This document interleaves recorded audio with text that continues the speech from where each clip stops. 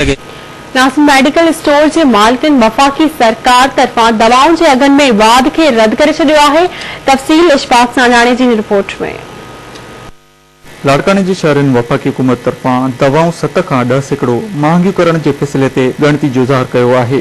Store मालिकनि जो चवणु आहे त कोरोना वायरस जे करे जिते लॉकडाउन वारी सूरतहाल आहे ऐं ग़रीब अवाम लाइ मानीअ जे हिक वेले जो बंदोबस्त करणु ॾुखियो थी पियो आहे, उते दवाऊं महांगियूं करण सां ग़रीब अवाम मथां वधीक हिकु ॿियो बम किरायो वियो आहे। जीअं त दवाउनि जा ऑलरेडी रेट महांगो आहे पाकिस्तान जे हवाले सां। ऑलरेडी अॻु में ई कोरोना जो अवाम शिकार आहे पाकिस्तान में।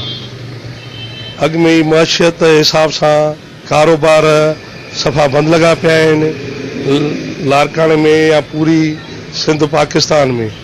असां वज़ीर आज़म खां पुरज़ोर अपील था कयूं त दवा जा जेके मुक़रर अघ आहिनि पहिरें खां ई उहे ई लागू कया वञनि, एक्स्ट्रा चार्जिस न कई वञे। मेडिसिन अवली महांगी आहे, गरीब माण्हुनि लाइ तमामु घणो अॻु में जेको आहे त वज़न हुननि जे मथां घणो आहे। प्लस में असां त गवर्नमेंट खां इहो ई मसइलनि जेको आहे त कल्ह इहा ई शइ थी आहे त 7 खां 10% ऐलान थियो आहे त मसइलन मेडिसिन जेको आहे त वधायो।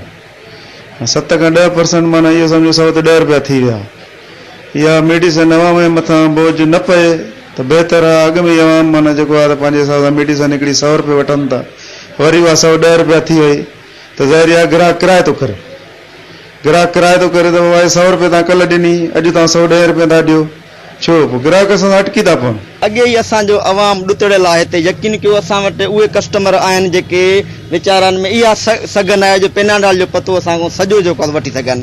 2 गोरियूं सुबुह था अचनि वठणु, 2 गोरियूं शाम जो वठणु, एॾी जेको आहे बेरोज़गारी आहे। त हाणे गवर्नमेंट अॻे ई 70-80% दवाऊं वधायूं, हाणे बि दवाऊं वधाए थी, त कहिड़ी जेका गवर्नमेंट आई आहे? एॾो ज़ुल्म जेको आहे अवाम काॾो बर्दाश्त कंदो।